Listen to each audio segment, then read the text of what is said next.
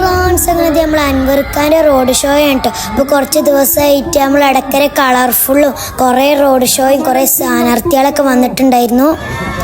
അങ്ങനെ DPI സ്ഥാനാർത്ഥി എത്തിയിട്ടുണ്ട് ഇവിടെ. അങ്ങനെ ഞങ്ങൾ പോണവർക്കൊക്കെ ടാറ്റ കൊടുക്കാം കേട്ടോ ഫ്രണ്ട്സ്. പിന്നെ അതേ പാട്ടൊക്കെ ഉണ്ടായിരുന്നു.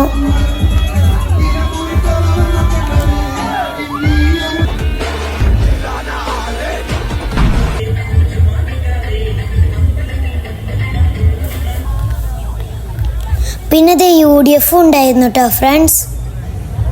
പിന്നെ ഹനാൻ ഷാൻ്റെ പാട്ടും ഉണ്ടായിരുന്നു, ഞങ്ങളത് കേൾക്കാൻ പോയി.